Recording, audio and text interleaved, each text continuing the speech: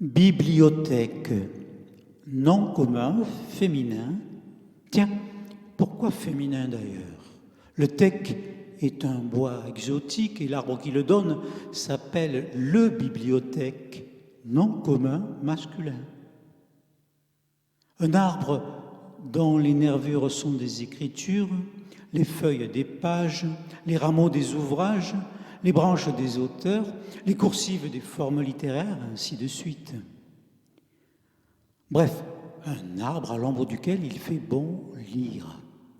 Lire, verbe du troisième groupe, peut-être irrégulier, je ne sais plus, ou lire avec un Y, instrument à cordes, créé et inventé par le dieu grec Hermès, alors qu'il n'était encore qu'un nouveau-né. Quoi qu'il en soit, ces deux homonymes, lire et lire, sont devenus pour moi indissociables, comme si l'on pouvait lire avec une lyre. Et en effet, sur ma table de travail, il y avait souvent d'un côté cette vieille guitare qui est une lointaine héritière de la lyre, puisqu'elle a été fabriquée à Taïwan, et de l'autre côté, quelques bouquins de poésie restés entrouverts. Alors, rien d'étonnant à ce que quelques poèmes finissent par se glisser entre les cordes de la guitare, qui finit elle-même par accoucher d'une tripotée de petites chansonnettes, quoi. Juste une fantaisie. Fantaisie comme une musique qui permet de traverser le temps. Tel est le titre d'une des plus fameuses odelettes de Gérard de Nerval, publiée en 1853. Fantaisie.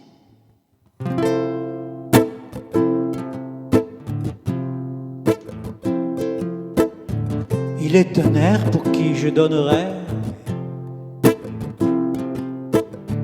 tout Rossini, tout Mozart et tout Weber. Un air très vieux, languissant et funèbre, qui pour moi seul a du charme secret.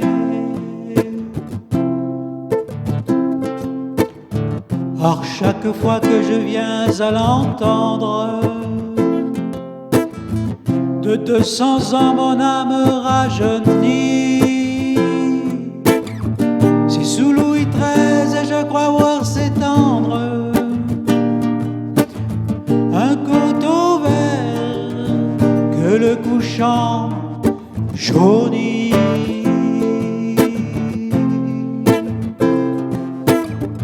Puis un château de briques à coins de pierre, aux vitraux teints de rougeâtre couleur, sein de grand parc avec une rivière baignant ses pieds qui coulent entre des fleurs. Tididip, tidip, tidap.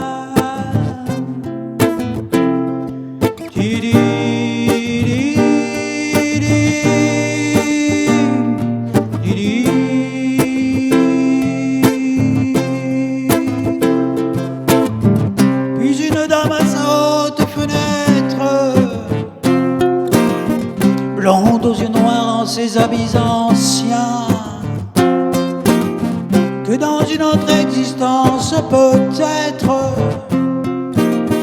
j'ai déjà vu et dont je me souviens.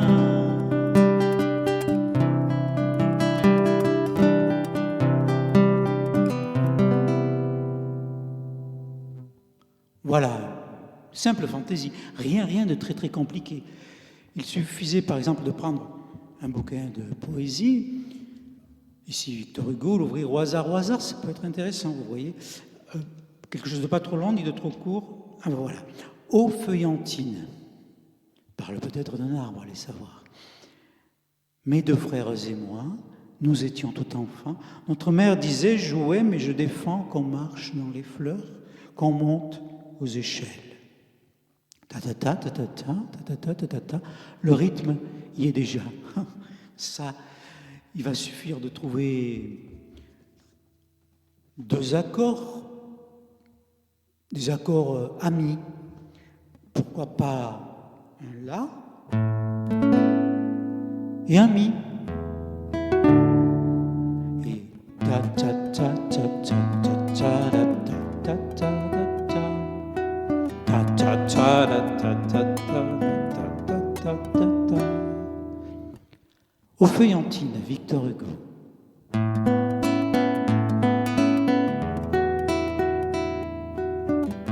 Mes deux frères et moi, nous étions tout enfants. Notre mère disait, jouez mais je défends. On marche dans les fleurs et qu'on monte aux échelles.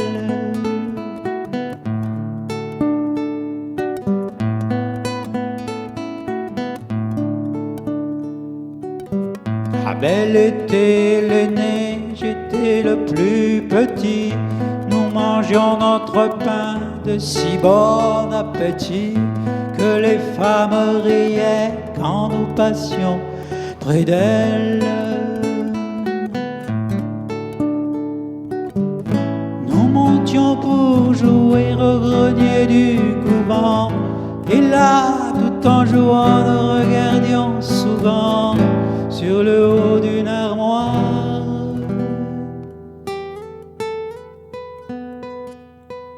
un livre inaccessible.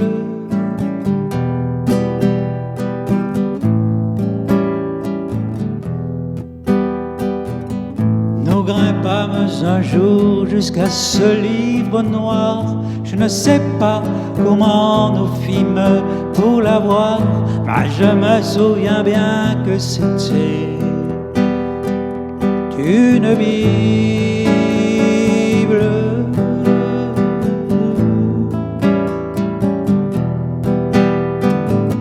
Ce vieux livre sentait une odeur d'encensoir. Nous allâmes ravis dans un coin nous asseoir. Des estampes partout, quel bonheur, quel délire.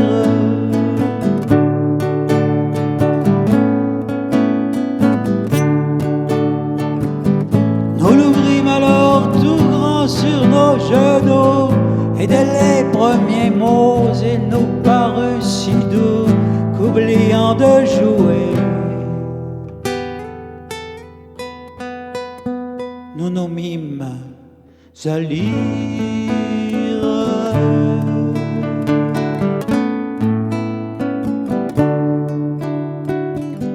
Nous lûmes tous les trois ainsi tout le matin. Joseph, Ruth et Boz, le bon samaritain, est toujours plus charmé le soir. Nous le relûmes.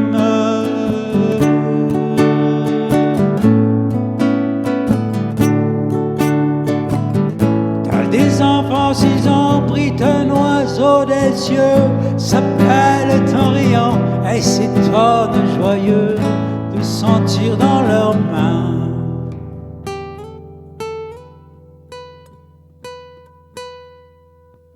la douceur de ses plumes.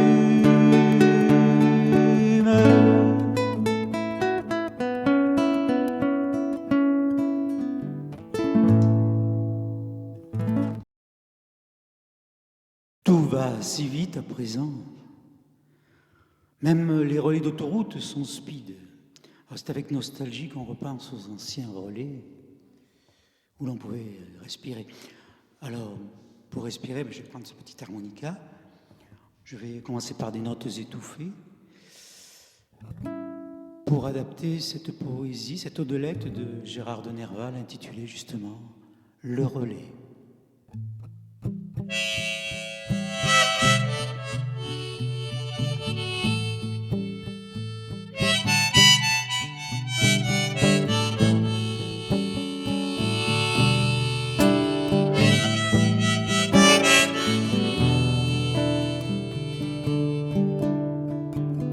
En voyage, on s'arrête, on descend de voiture, Puis entre deux maisons, on passe à l'aventure.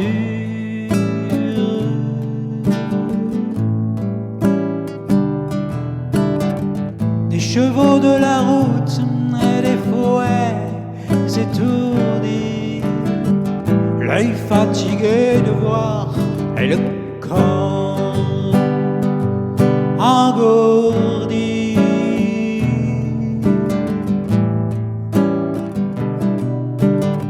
Et voici tout à coup, silencieuse et verte, une vallée humide et de lilas couverte.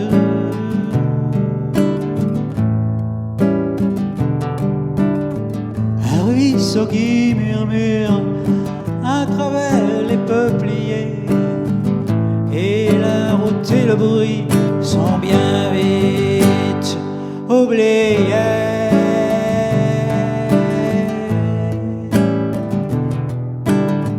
On se couche dans l'herbe et l'on s'écoute vivre de l'odeur du foin vert à loisir.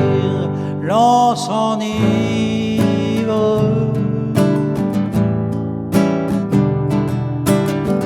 et sans penser à rien, on regarde les cieux.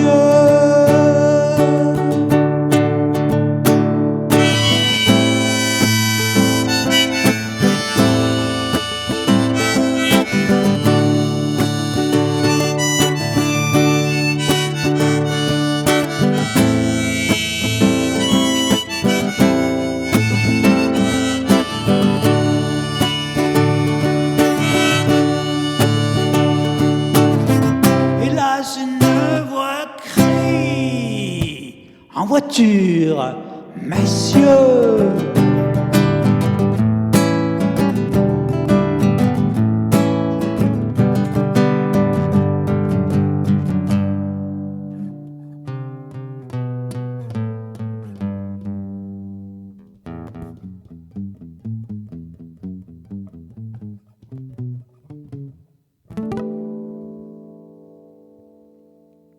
Voilà, notre monde est en surchauffe, les étés deviennent caniculaires, et là, sur une feuille de notre bibliothèque, ce titre, Avril, souvenir du printemps, un peu de chaleur et pas mal de fraîcheur. Gérard de Nerval.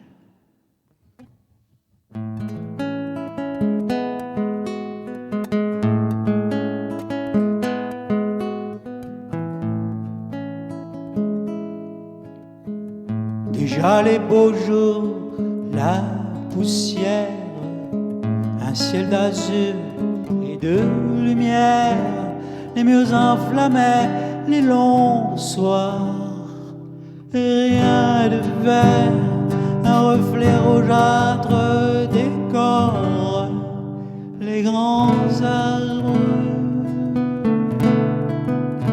aux rameaux noirs. Les grands arbres aux rameaux noirs.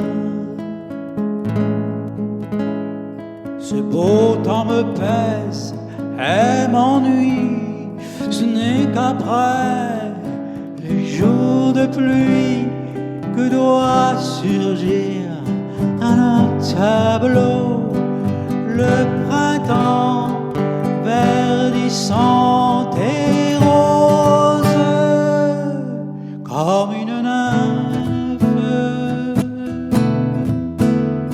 fraîche et close,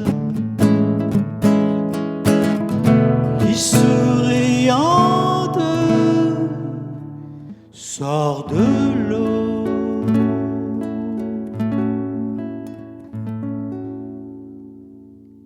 Une nymphe souriante qui sort de l'eau. Peut-être une femme allait savoir. Gérard de Nerval nous disait: une femme est l'amour, la gloire et l'espérance.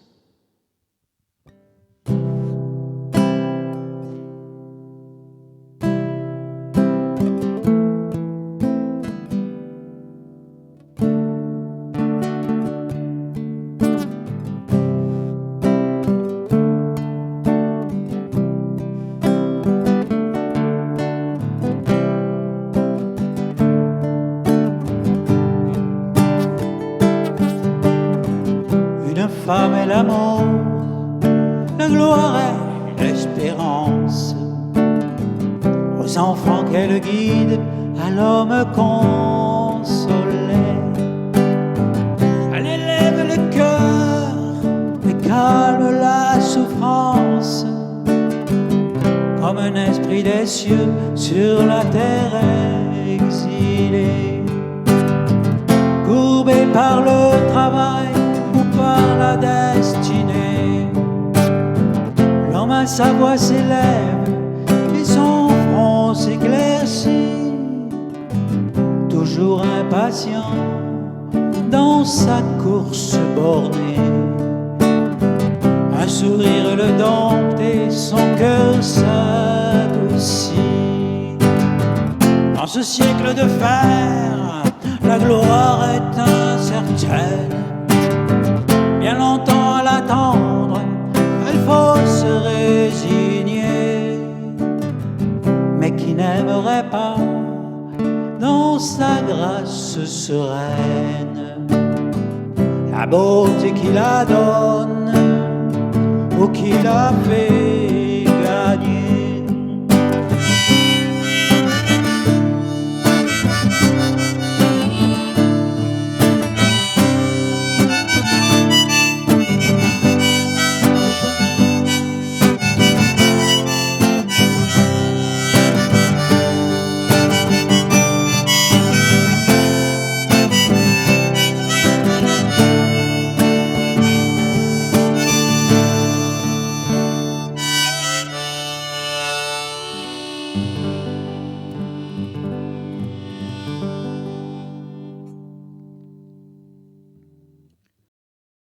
Nous allons retrouver Victor Hugo, qui a beaucoup écrit aussi sur les femmes. Il disait « Les femmes sont sur la terre pour tout.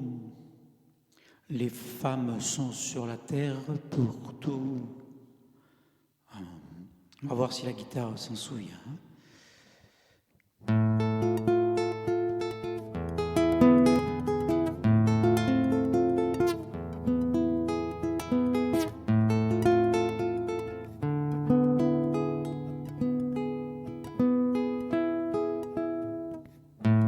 Les femmes sont sur la terre pour tout idéaliser. L'univers est un mystère que commente leur baiser. C'est l'amour qui pour ceinture allonge le firmament et dont toute la nature n'est au fond que l'ornement.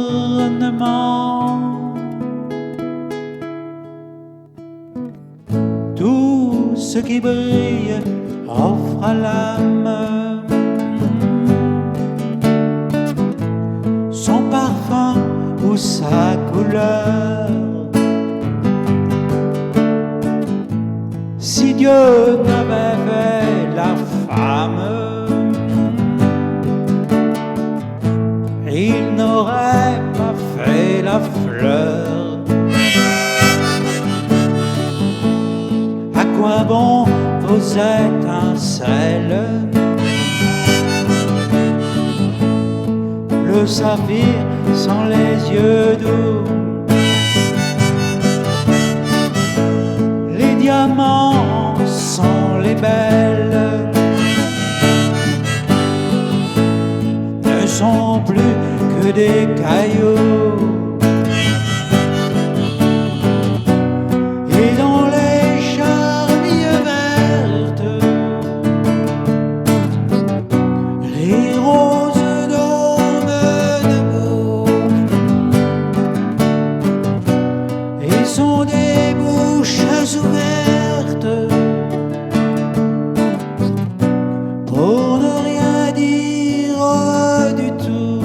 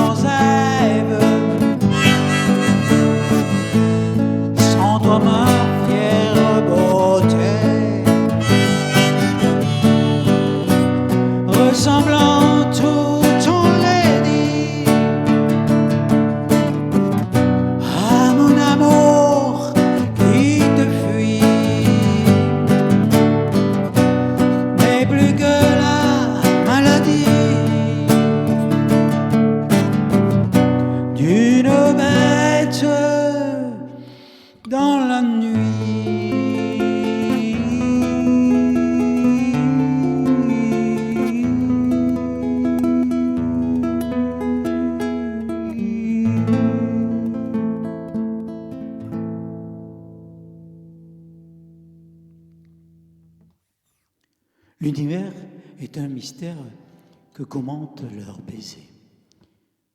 Baiser. Victor Hugo écrit sur le baiser aussi, comme l'a fait Verlaine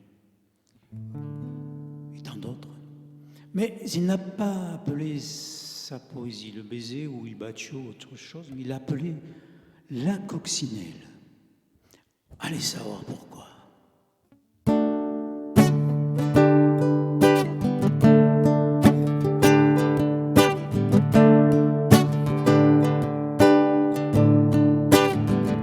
Elle me dit quelque chose me tourmentait, j'aperçus son cou de neiger dessus, un petit insecte rose.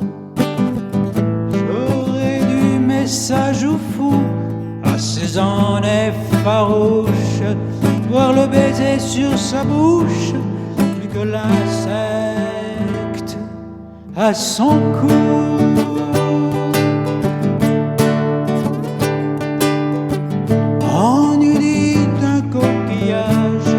Rosé taché de noir, les fauvettes pour nous voir se pencher dans le feuillage.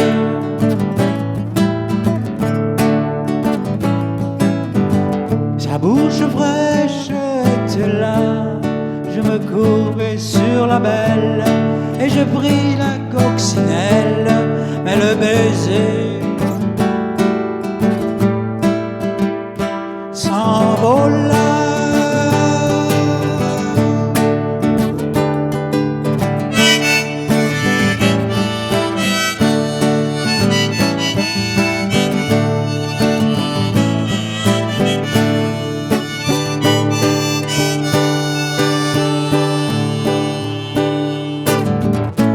S'apprend comme on me nomme, dit l'insecte du ciel bleu. Les bêtes sont au bon Dieu, mais la bêtise est à l'homme.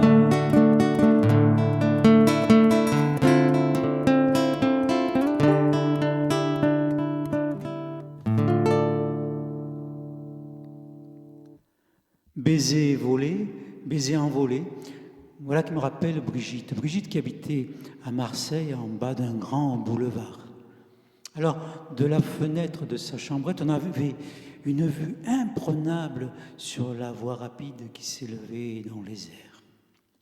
Et de sa kitchenette, une vue tout aussi imprenable sur un grand carrefour quadrillé de feux multicolores. C'est là qu'au printemps, John avait bâti une petite cabane faite de planches, de bouts de bois, même de carton, et passé ses journées, même le dimanche, à faire la manche. Une fois l'hiver arrivé, et Dieu sait si cette année-là il fut rude, il alla naturellement se réfugier dans le hall d'entrée de l'immeuble où habitait Brigitte. Et là, fort heureusement, le responsable représentant des copropriétaires l'en avait vertement chassé. C'est alors que Brigitte ouvrit fort civilement, comme aurait dit Victor Hugo, Brigitte ouvrit fort civilement sa porte au brave John. Et le soir, il venait tout naturellement prendre un bol de soupe et dormir dans un petit lit installé à l'improviste dans le vestibule. J'ai quitté Marseille et j'ai perdu de vue Brigitte. C'est tout à fait par hasard, par une manifestation du hasard. Et Dieu sait si cette année-là, il y a eu pas mal de manifestations qui battaient le pavé ou la retraite, je ne sais plus. Donc je retrouvais par hasard Brigitte et après quelques mots, je lui disais « Et John, alors qu'est-il devenu ?» C'est alors qu'avec un large sourire, elle me dit « Mais John, il est à présent gardien à l'observatoire du Palais Longchamp. » L'observatoire du Palais Longchamp, c'est une espèce de tour à demi sphérique dans laquelle il y a un tas d'instruments grâce auxquels on peut observer les étoiles ou les constellations. Moi, je ne sais pas pourquoi je vous raconte tout ça d'ailleurs, je m'égare. Le mendiant, Victor Hugo.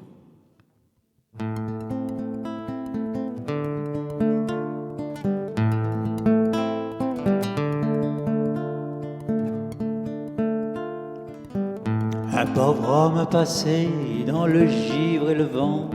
Je cognais sur ma vitre, il s'arrêta devant ma porte que j'ouvris d'une façon civile. Les ânes revenaient du marché de la ville, portant les paysans accroupis sur leur dos. C'était le vieux qui vit dans une niche au bas de la montée et rêve attendant solitaire un rayon du ciel triste, un liard de la terre, tendant les mains pour l'homme et les joignant pour Dieu.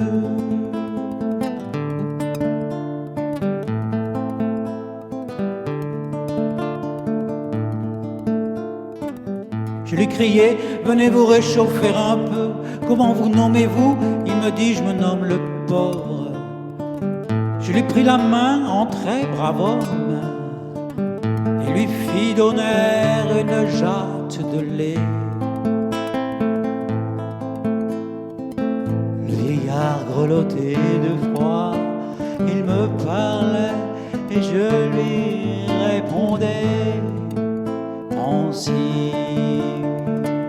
et sans l'entendre.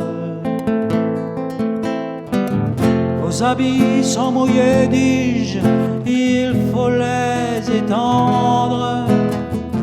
Devant la cheminée, il s'approcha du feu.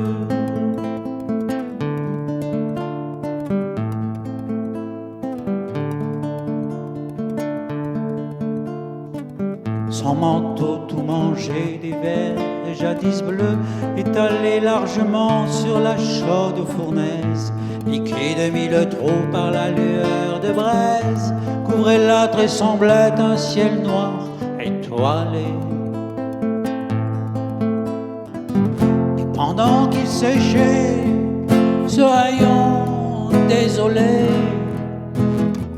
d'où ruisselait la pluie et l'eau des fondrières, je songeais que cet homme était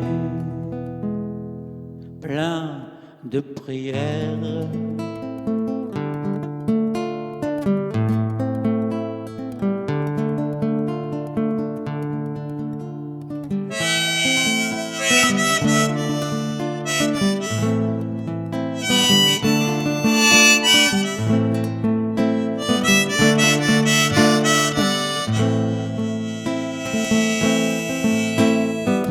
Je regardais sourd à ce que nous disions, Sabure où je voyais des constellations.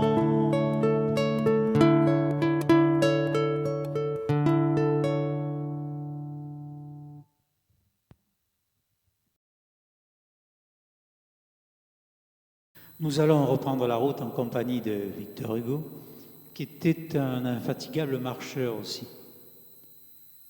Ma bohème.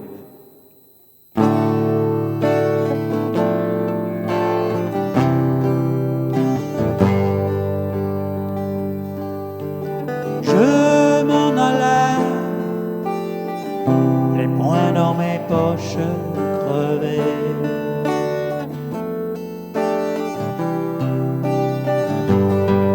Mon paletot aussi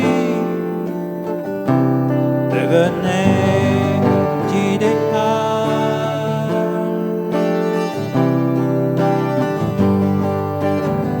J'allais sous le ciel muse, j'étais ton féal. Oh là là, que d'amour splendide.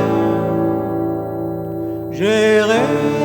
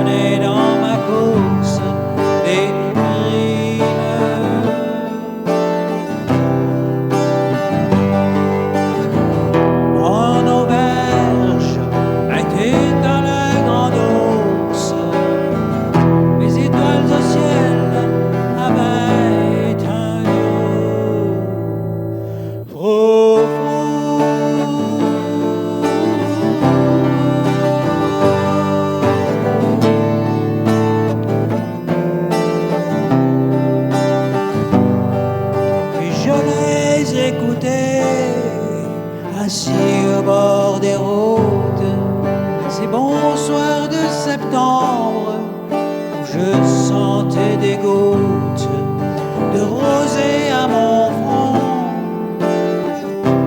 comme un vin de vigueur.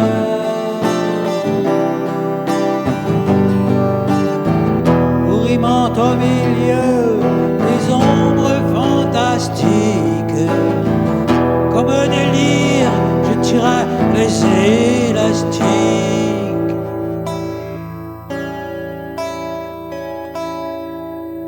De mes souliers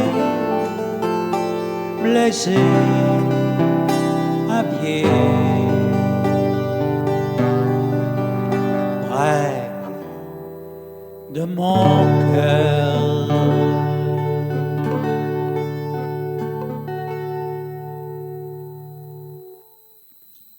Suite logique, sensation, Arthur Rimbaud.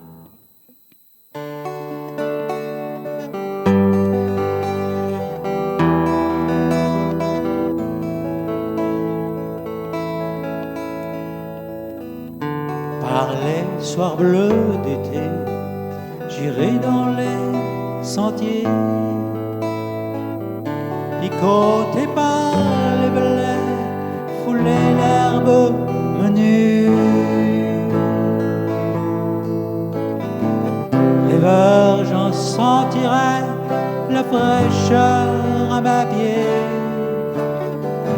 Je laisserai le vent baigner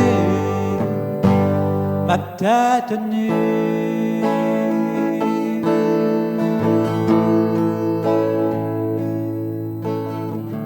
Je ne parlerai pas, je ne penserai rien, mais l'amour infini me montera dans l'âme. Et j'irai loin, bien loin, comme un bohémien, par la nature heureux, comme avec une femme.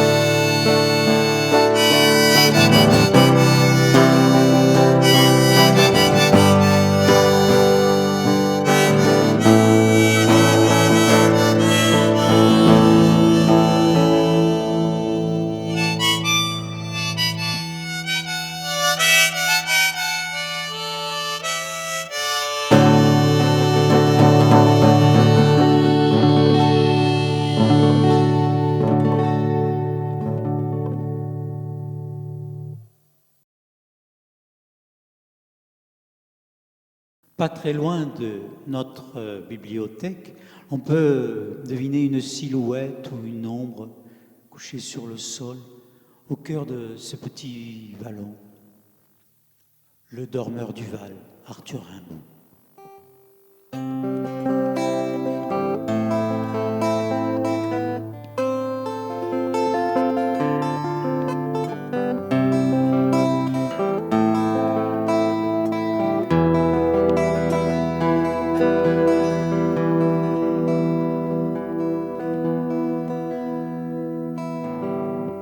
C'est un trou de verdure où chante une rivière, accrochant follement aux airs des rayons d'argent, où le soleil de la montagne fière, lui, c'est un petit val qui mousse de rayons.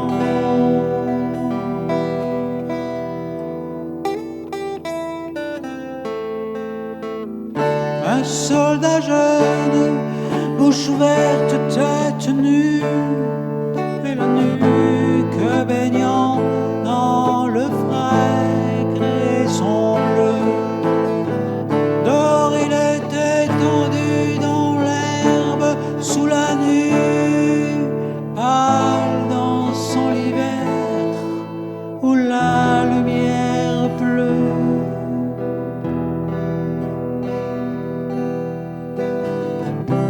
pieds dans les glaïeuls, il dort.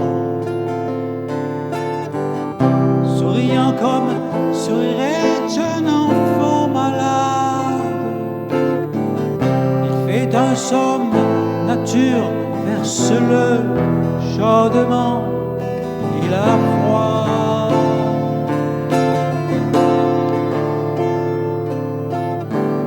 Les parfums ne font pas frissonner sa narine, il dort dans le soleil, la main sur la poitrine, tranquille.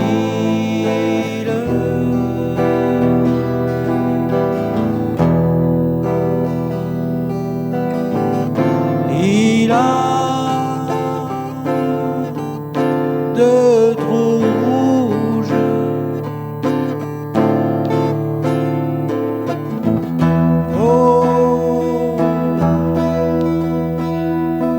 côté droit.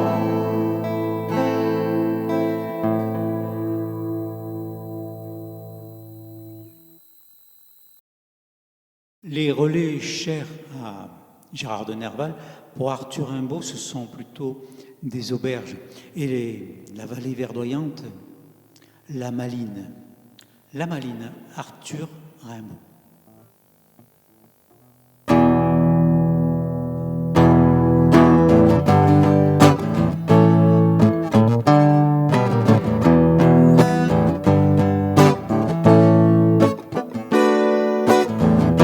La salle à manger brune que parfumée, une odeur de vernis et de fruits à mon aise. Je ramassais un plat de je ne sais quelle berge et je m'épartais dans mon immense chaise. En mangeant j'écoutais l'horloge heureux et quoi. La cuisine s'ouvrit avec une bouffée et la servante vint, je ne sais pas pourquoi, fichue moitié d'épée, malinement coiffée.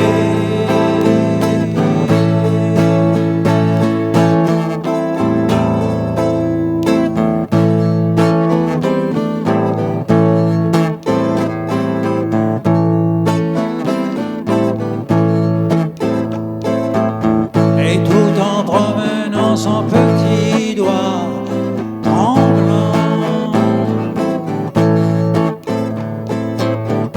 sur sa joue un velours de pêche rosé blanc, en faisant de sa lèvre enfantine une moue.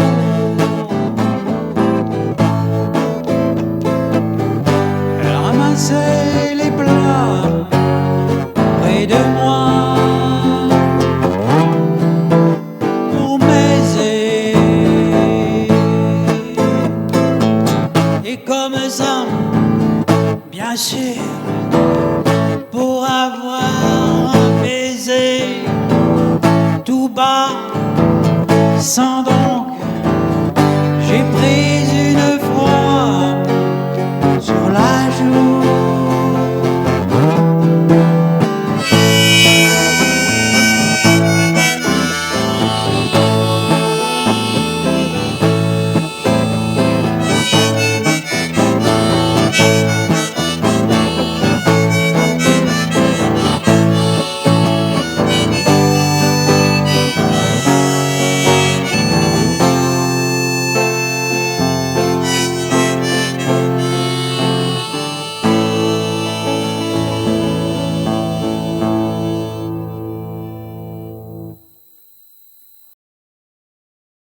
Encore une suite logique. Première soirée, Arthur Rimbaud.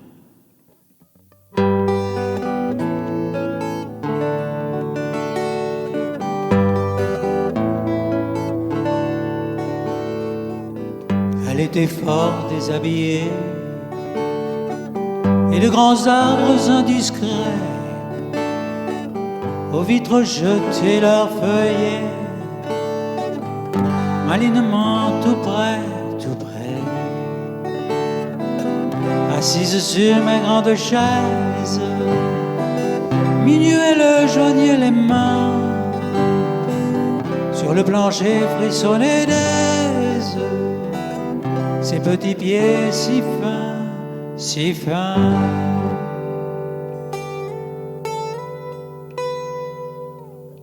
Je regardais couleur de cire, un petit rayon buissonnier, papillonné dans son sourire, et sur son sein mouche rosier. Je baisais ses fines chevilles, elle eut un doux rire brutal qui s'égrenait en clair trille, un joli rire de cristal.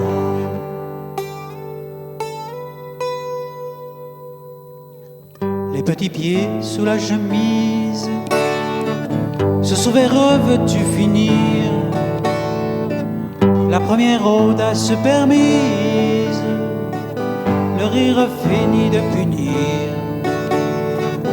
Pauvre et palpitant sous ma lèvre, je baisais doucement ses yeux. Elle jeta sa tête mièvre en arrière. Oh, c'est encore mieux.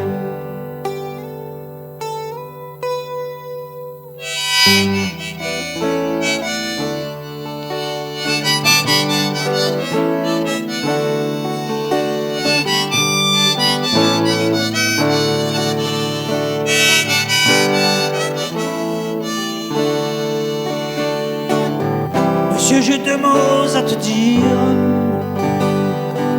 Je lui jetai le reste au sein, dans un baiser qui la fit rire, d'un bon rire qui voulait bien.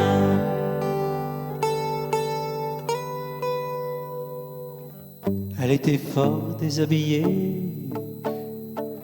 et de grands arbres indiscrets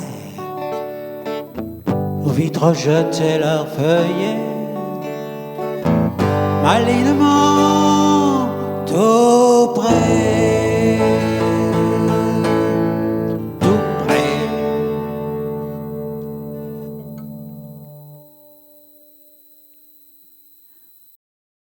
Dans nos bibliothèques, il y a très très peu de recueils de poésie finalement, surtout des romans, un peu de tout.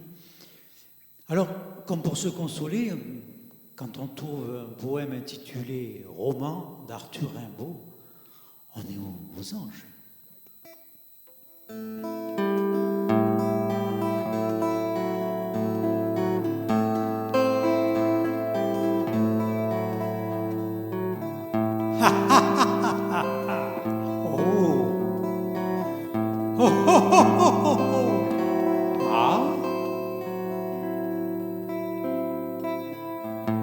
On n'est pas sérieux quand on a 17 ans.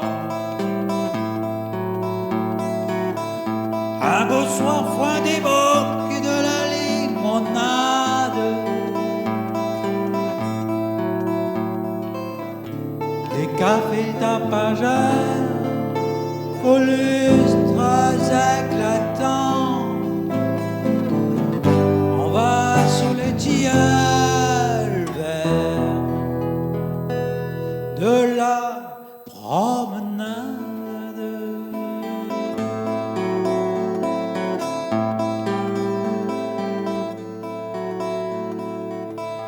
Les tilleuls sentent bon les bonsoirs, le juin.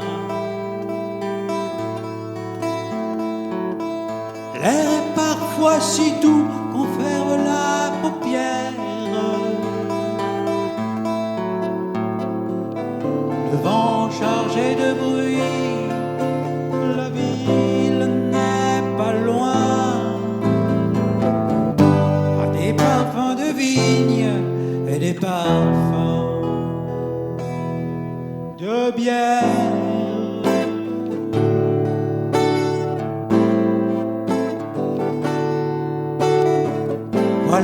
on aperçoit un tout petit chiffon, azur sombre encadré d'une petite branche, piqué d'une mauvaise étoile et qui se fond avec de doux frissons, petite et toute blanche.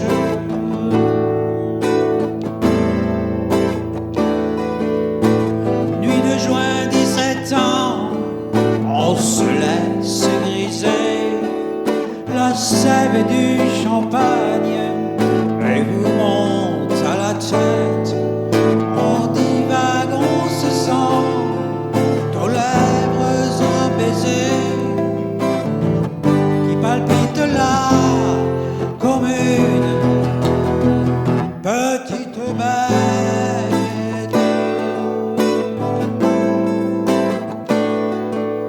Le cœur fou Robinson à travers les romans, lorsque dans la clarté d'un pâle réverbère passe une demoiselle aux petits airs charmants, sous l'ombre du faux col effrayant de son père.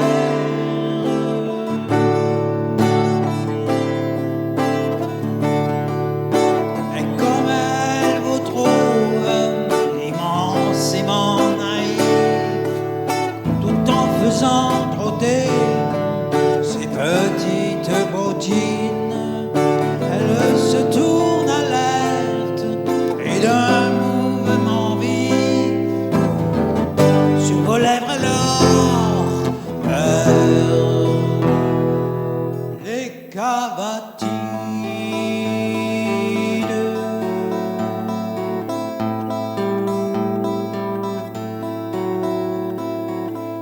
Tididip, tidip, tidip, tidip, tidip, tidip, tidip.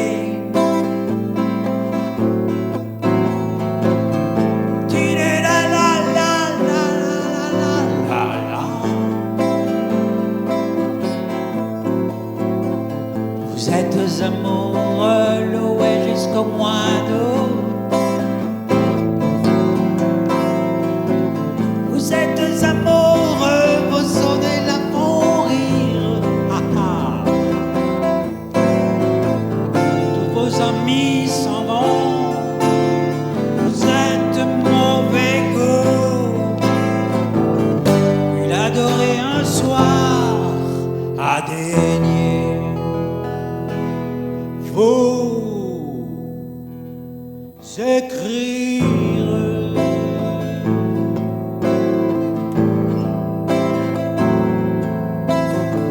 Ce soir-là vous rentrez aux cafés éclatants, vous demandez des bocs ou de la limonade. On n'est pas sérieux quand on a 17 ans et qu'on a des tilleuls verts sur la promenade.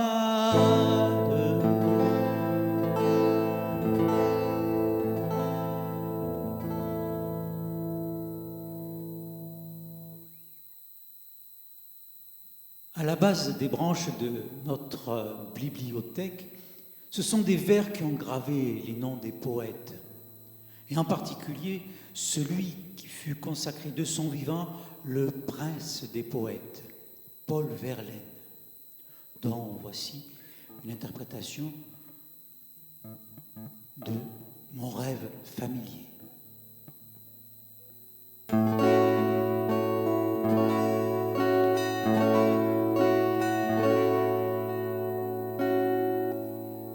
Je fais souvent ce rêve étrange et pénétrant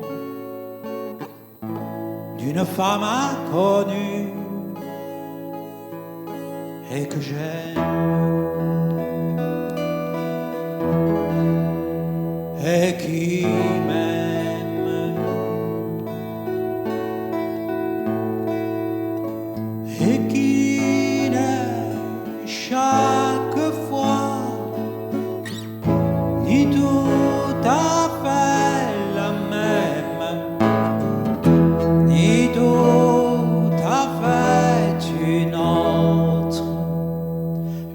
m'aime et me comprend.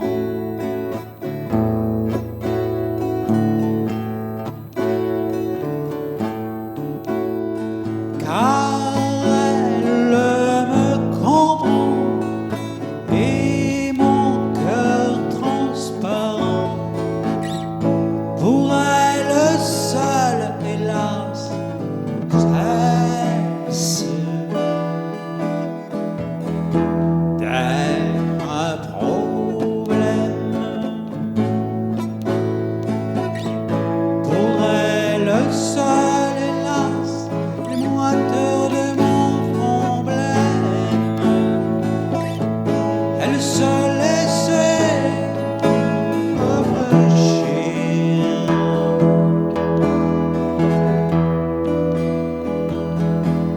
en pleurant.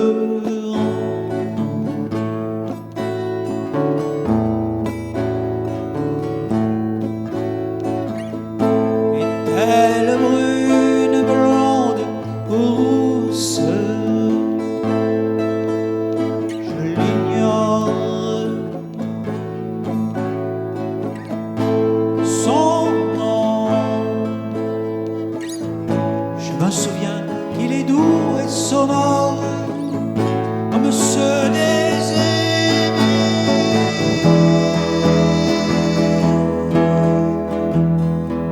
que la vie exile.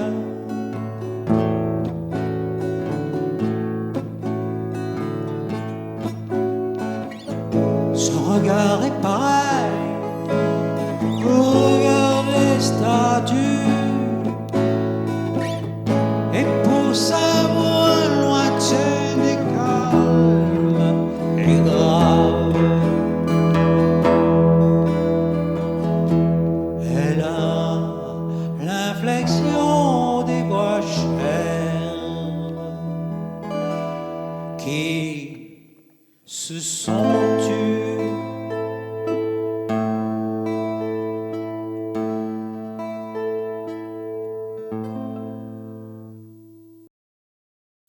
Les chevaliers Faublas, les Caussades, Richelieu qui viennent de passer au loin. La chanson des ingénus, Paul Verlaine.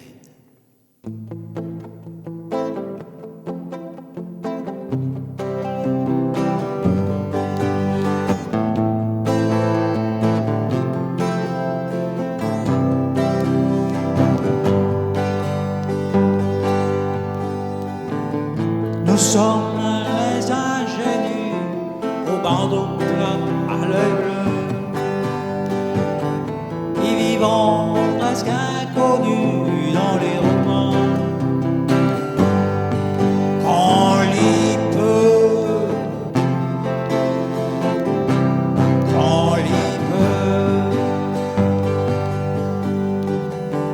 et nous allons entrelacer, mais le jour n'est pas plus pur que le fond de nos pensées et nos rêves sont d'azur, sont d'azur. Nous courons par les prés et rions ces papillons, des aubes jusqu'aux vébrins et chassons aux papillons, aux papillons, et des chapeaux de bergère défendent notre fraîcheur, et nos robes si légères sont d'une extrême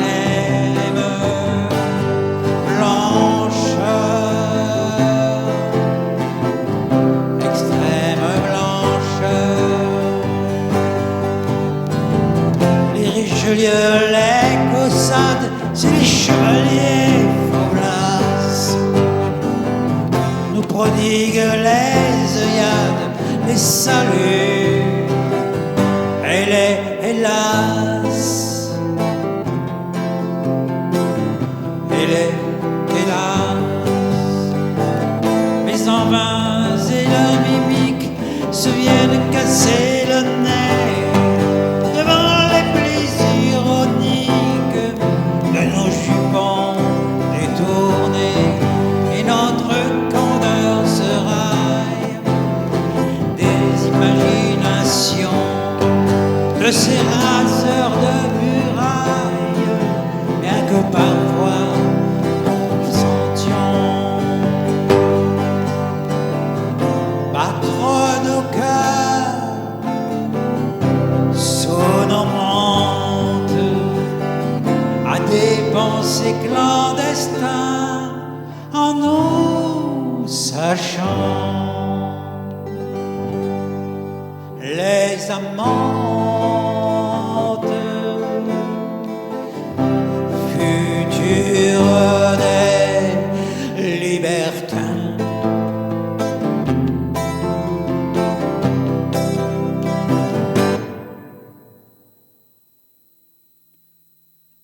Deux coups de feu viennent de retentir non loin de notre bibliothèque, mettant un terme à la dispute entre les amoureux.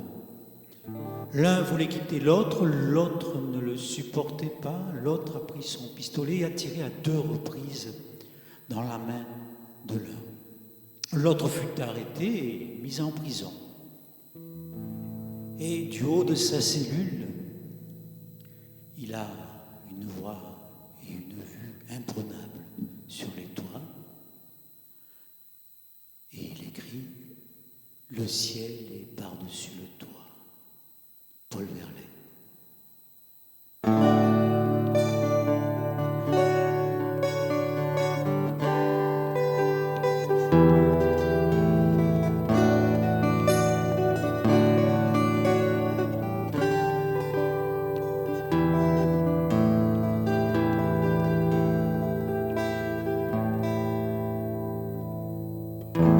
Le ciel est par-dessus le toit,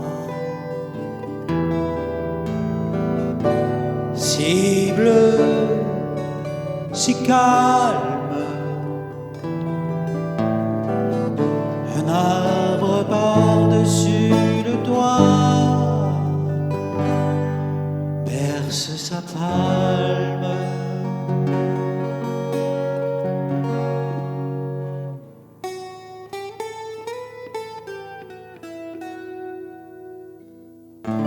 La cloche dans le ciel qu'on voit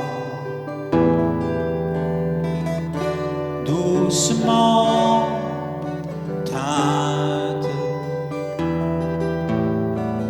un oiseau dans l'arbre qu'on voit chante sa plainte.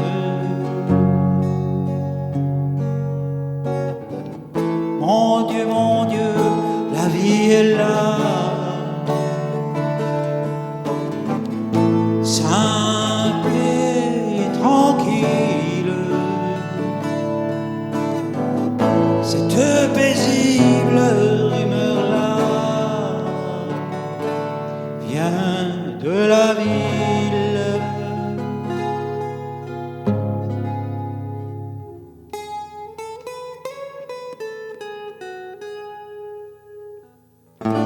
Qu'as-tu fait au doigt que voilà pleurant sans cesse? Dis, qu'as-tu fait toi que voilà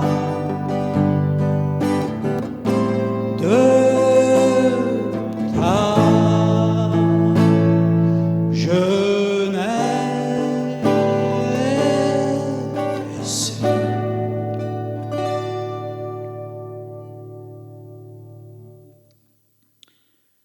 Je dois à présent vous faire un aveu.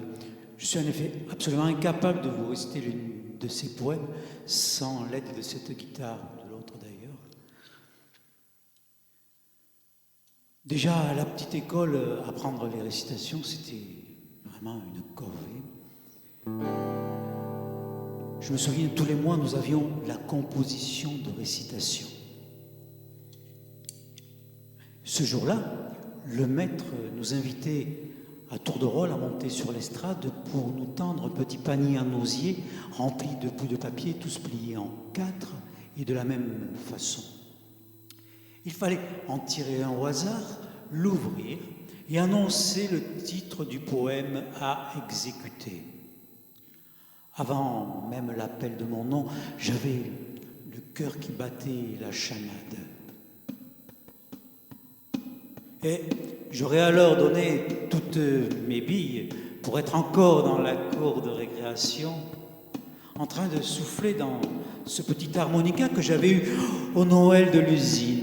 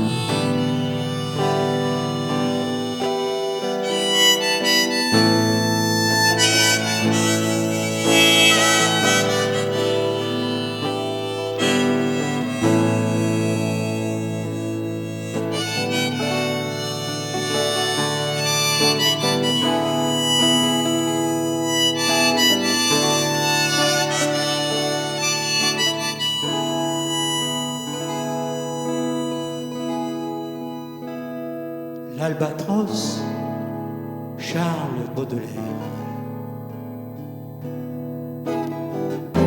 Souvent pour s'amuser, les hommes d'équipage prennent des albatros, vastes oiseaux des mers, qui suivent indolents, compagnons de voyage, le navire glissant sur les gouffres amers.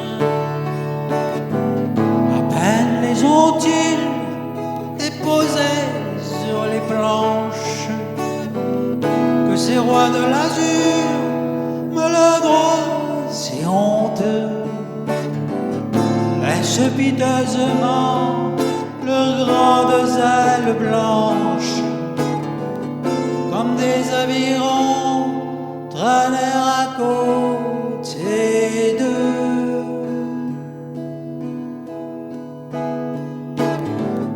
Ce voyageur est laid comme il est gauche et veule, lui naguère si beau qu'il est comique et laid. Son bec avec un brûle-gueule, l'autre mime en boitant l'infirme qui volait.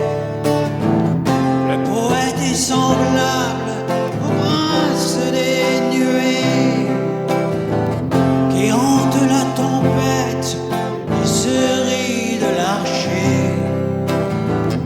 Exilé sur le sol au milieu des huées, ses ailes de géant l'empêchent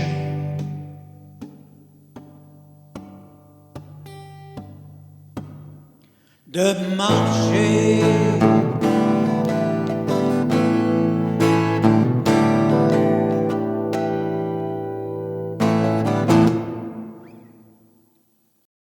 Je vais vous faire un autre aveu. En effet, l'arbre, le bibliothèque, n'existe pas. Non, ça n'existe pas. J'ai juste inventé cet artifice pour créer un lien entre ces différents poèmes. Mais le véritable lien est peut-être la femme ou la féminité. Regardez, pour Gérard de Nerval, la femme est l'amour, la gloire et l'espérance. Pour Victor Hugo, elle est sur terre pour tout idéaliser. Pour Arthur Rimbaud, c'est peut-être la maline. Pour Paul Verlaine, un rêve familier. Et pour Charles Baudelaire, pourquoi pas La géante. La géante. Charles Baudelaire.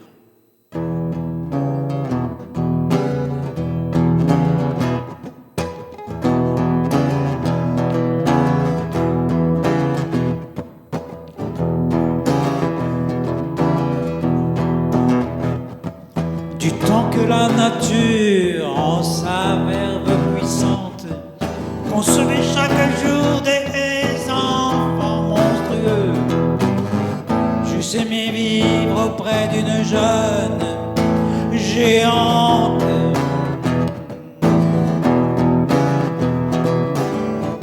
Comme au pied d'une reine, un chat voluptueux, guili, guili, guili, guili. J'eusse aimé voir son corps fleurir avec son âme et grandir légèrement dans ses terribles jeux. Deviner si son cœur couve une sombre flamme.